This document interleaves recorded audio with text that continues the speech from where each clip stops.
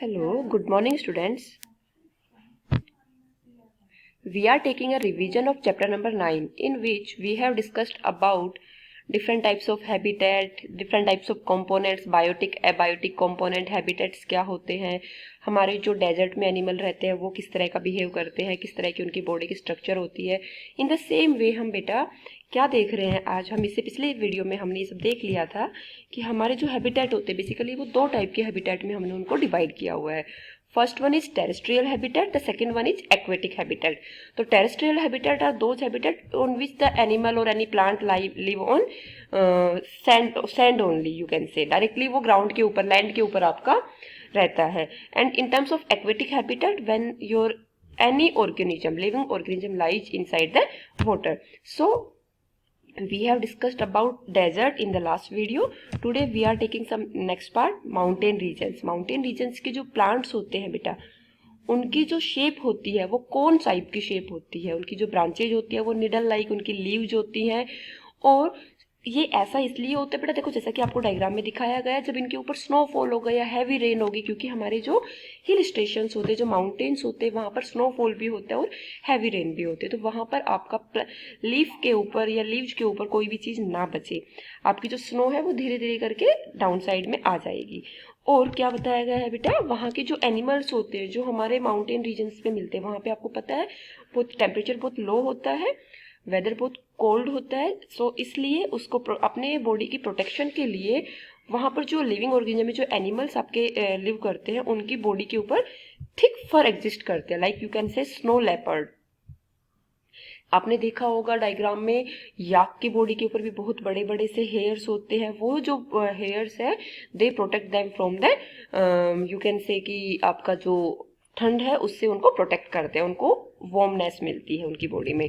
तो this is all about mountain region. Next हमारा आता है बेटा ग्रासलैंड. ग्रासलैंड क्या होते हैं बच्चों, ग्रासलैंड बड़े बड़े आपके ग्रास के पूरे बड़े बड़े ग्राउंड होते हैं. उन ग्राउंड्स में आपको पता है कि ग्रास आपकी ग्रीन कलर की होगी, लेकिन कई जगह पे आपका जैसे डिफरेंट डिफरेंट उनकी वैरायटी हो जाती है, तो आपको दूर से देखने पर वो कुछ येलोइश टाइप की भी नज़र आ जाती है कभी कभी. तो जो हमारे एनिमल्स होते हैं लाइक आपके ये हैं टाइगर है, लायन है, these are also of the same colour like your, you can say कि ग्रासलैंड में अगर वो दूर से छिप जाएंगे अपने आप को अपना शिकार करने के लिए तो वो उनको नज़र नहीं आएंगे. तो जब भी कोई दूसरा एनिमल वहाँ पर ग्रासलैंड पर वो जो आपकी ग्रास है उसको खाने के लिए आते हैं, तो हमारे जो लाइट ब्राउन कलर है लायन का या टाइगर का, they will not visible to that particular animal and they will hide themselves and then they can attack on the particular animal so who is coming there for grass. Okay तो इस तरह से वो क्या होता है बेटा, उनको अपना शिकार करते हैं. ऐसे जो एनिमल्स होते हैं उनके जो क्लोज हैं वो बहुत हेल्प करते हैं उनको प्रे करने के लिए. प्रे इज बेसिकली शिकार. और लाइक आप बोलेंगे कि और भी जो अपने इस टाइप के हैबिटेट में रहने वाले एनिमल्स है, they are like elephant, giraffe, lion etcetera. Next हमारे आते हैं बेटा रेन फॉरेस्ट. रेन फॉरेस्ट क्या है बच्चे, एक different type of terrestrial habitat है जिसके अंदर हमारे रेन बहुत रिच अमाउंट में वहाँ पर रेनफॉल होता है. Like you can see here rain जो है वो बहुत ज़्यादा होगा. लाइक मैमल्स है, एम्फीबियन है, रेप्टाइल्स है, ये सारे एलिमेंट उस एरिया में आपके पाए जाते हैं. नेक्स्ट है हमारा पोलर हैबिटेट. तो बेटा अर्थ के जहाँ पर हमारा नॉर्थ और साउथ पोल हमारे जहाँ एग्जिस्ट करते हैं वहाँ पे जो आपके लिविंग ऑर्गेनिज्म लैंड के ऊपर प्रेजेंट रहते हैं, basically the habitat of those living organism is basically known as polar habitat.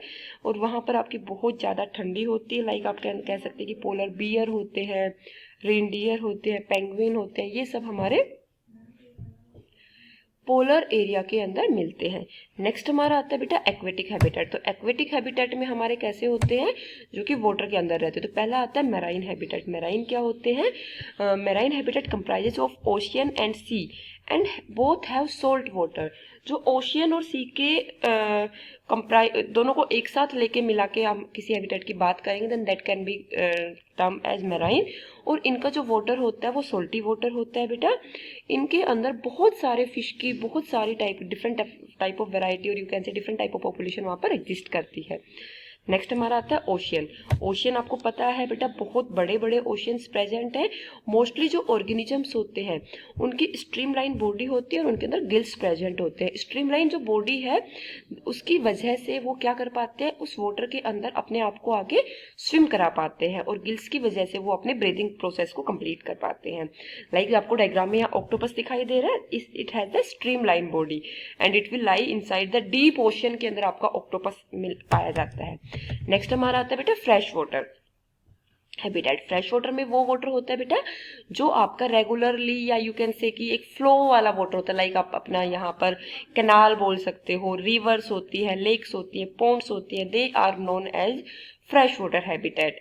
तो ये सारे हमारे फ्रेश वाटर हैबिटेट है बेटा। पॉन्ड और लेक तो आप सब लोगों ने अपने लोकल एरिया में देखे ही होंगे, जहाँ पर डिफरेंट टाइप ऑफ वैरायटी आपके प्लांट्स और एनिमल्स की लाई करती हैं। उससे आगे हमारे आते हैं बेटा कोस्टल हैबिटेट। तो कोस्टल हैबिटेट क्या होते हैं, जहाँ पर आपके लैंड और सी या मतलब आप बोलेंगे कि वाटर और ग्राउंड का मिक्सचर होता है, वो आपका एरिया कैसा कहलाता है बेटा, कोस्टल। इससे आगे हम देखते हैं बच्चे characteristics of living organism. Living organism के क्या क्या कैरेक्टरिस्टिक्स है। तो उनको अपनी बॉडी के लिए फूड की रिक्वायरमेंट होती है, ग्रो करने के लिए, उनके अपने लाइफ प्रोसेस को आगे प्रोसीड करने के लिए। वो साइज में बड़े भी होते हैं। लाइक आप देख सकते हैं प्लांट देख सकते हैं, आप अपने ह्यूमन बेबी का बेबी देख सकते हैं ह्यूमंस का, या फिर आप अपने एनिमल्स का बेबी देख सकते हैं।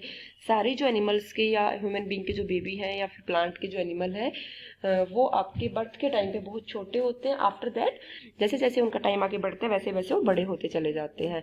All living organisms breathe and respire, they respond to stimuli. वो एनवायरनमेंट चेंज के अकॉर्डिंग अपने आप को चेंज कर लेते हैं और उनके अंदर मूवमेंट भी होता है। So this is all about chapter number 9। We are taking a revision chapter number 9। I hope this is clear to you. Thank you बच्चे, गॉड ब्लेस यू।